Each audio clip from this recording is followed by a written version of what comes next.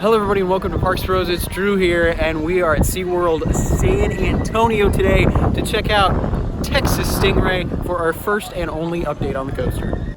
So as some of you may know, I was able to visit SeaWorld San Antonio for the first time in this past couple days. And I was able to get my first look at Texas Stingray in person, at least the construction of it, and it is coming along very, very nicely. And in person, it looks like a monster. It's a heck of a lot bigger than I was expecting.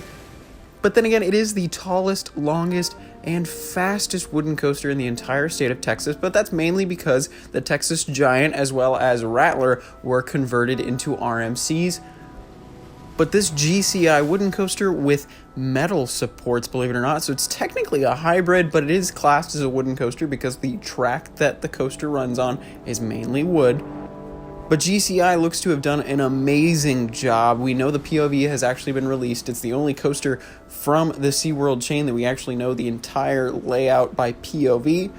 And boy, is it gonna blow some minds. I think this is gonna be the sleeper hit of 2020, in all honesty. Not too many people are looking at it to be one of the best coasters in 2020, but honestly, this is at least a top 10 in the entire world, and then in the States, maybe even a top 5 for sure. But man, Texas Stingray looks incredible in person. The drop actually looks to be quite steep. We're talking around 65 degrees potentially, maybe even a little steeper than that.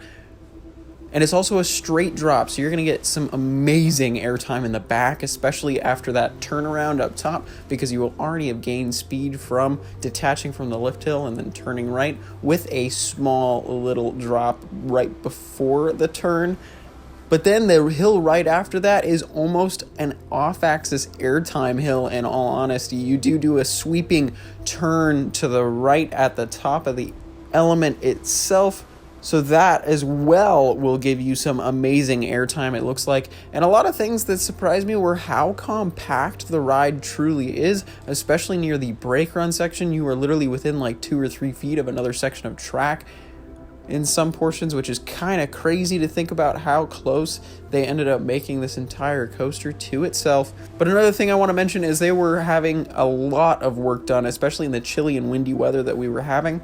And this was mainly going on in the station and queue area, which is already looking absolutely fantastic. And I can't wait to see all of the theming come up. And I really can't wait to see the trains themselves, because GCI can really do some amazing theming on the trains of their coasters, especially for the SeaWorld chain, it would seem, especially with Invader. Those trains are incredible. But I'm super excited to come back next year to SeaWorld San Antonio and check it out for myself, and hopefully I'll get on Steel Eel and Wavebreaker as well, and then Journey to Atlantis if it's warm enough, just to get those remaining credits that I was not able to get due to weather, sadly. But Texas Stingray looks to be a complete sleeper hit, and I'm super excited to check it out. But I just want to thank you so much for watching.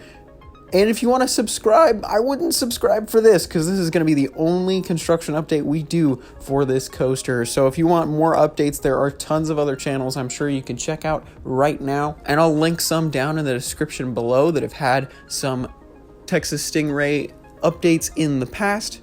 But again, thank you so much for watching. Make sure to check out some of our other videos if you'd like, though, if you are a first-time viewer.